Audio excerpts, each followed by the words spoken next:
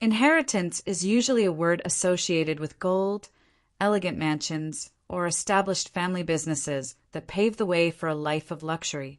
But when Elena's grandmother passed away, the atmosphere in the lawyer's office felt strangely hollow, devoid of the greed that usually fills such rooms.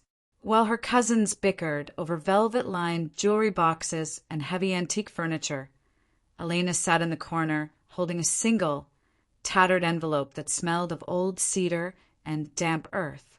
Inside, she found nothing but a rusted iron key and a yellowed deed to a place that hadn't appeared on a single map in over 60 years.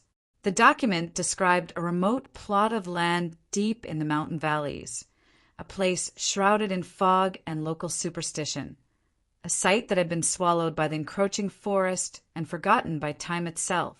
Elena was at the lowest point of her existence. The city's relentless noise had drained her spirit, and her career had become a dead end of unfulfilled promises. Looking at that cold, rusted key, she didn't see a burden of debt or a worthless ruin. She saw a lifeline. Without a word of goodbye to her cynical relatives, she packed her meager belongings and drove toward the mountains, unaware that she wasn't just chasing a piece of land, but the only version of herself that would ever truly matter. Some people are born into a warm embrace, surrounded by the soft whispers of love and the safety of a home.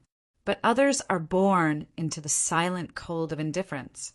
Sarah didn't know what a hug felt like until she was old enough to realize she would never get one. She grew up on a remote farm where the land was harsh and the hearts were even harsher. To her father, Sarah was never a daughter. She was merely another pair of hands to work the soil, a silent shadow that moved through the fields from dawn until dusk.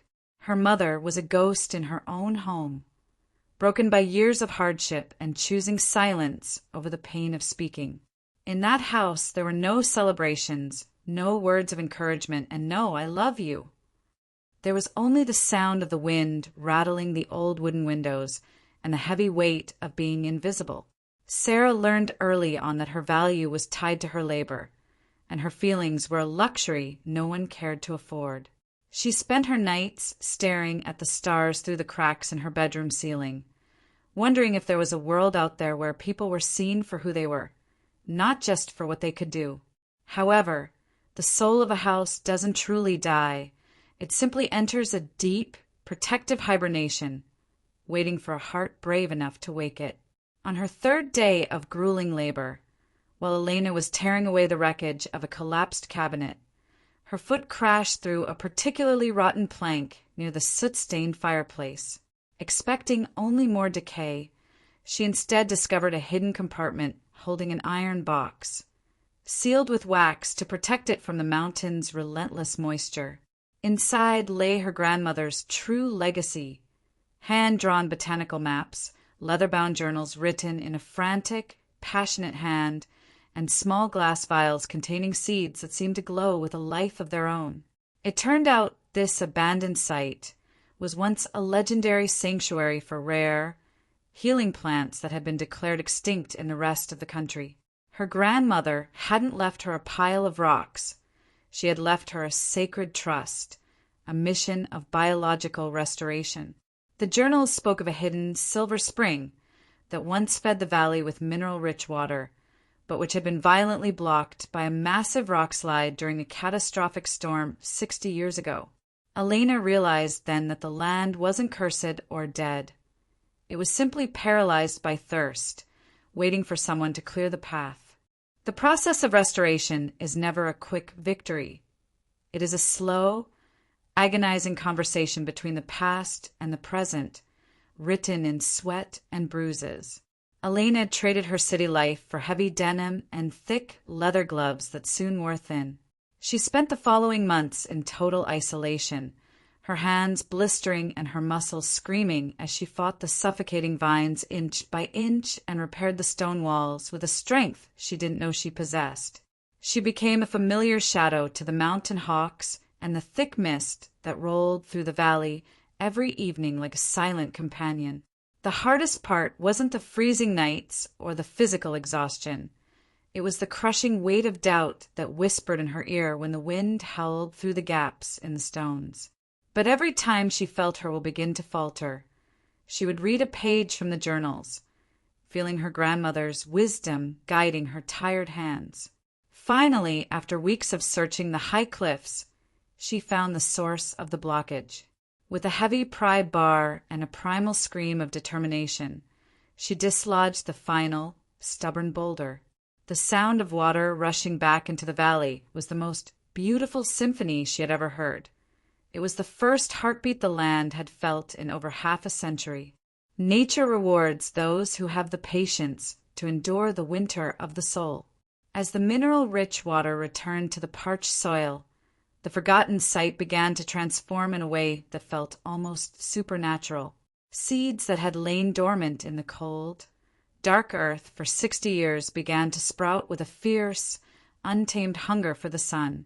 Vibrant blue and gold flowers, species the local elders hadn't seen since the days of their youth, began to carpet the valley floor in a riot of color. The once gray, skeletal cottage was now whitewashed, sturdy and proud, its windows reflecting the morning light like clear eyes. Word began to trickle down to the skeptical villages below about the woman of the valley who had performed a miracle with nothing but her bare hands. People began to travel up the old, forgotten mountain trail, not to gawk at a ruin, but to buy the healing tinctures and breathe the air of a sanctuary that felt more real than the artificial world they came from. Elena wasn't just saving a house. The house was providing her with a purpose, a community, and a profound peace that the city could never offer. Her only heritage was a forgotten site, a place the world had discarded as worthless. But Elena gave life to that abandoned place, and in return, the place gave her a life worth living. Standing on the newly built wooden porch, 60 years to the day after the door was last locked, she finally understood that true inheritance isn't about the wealth you receive.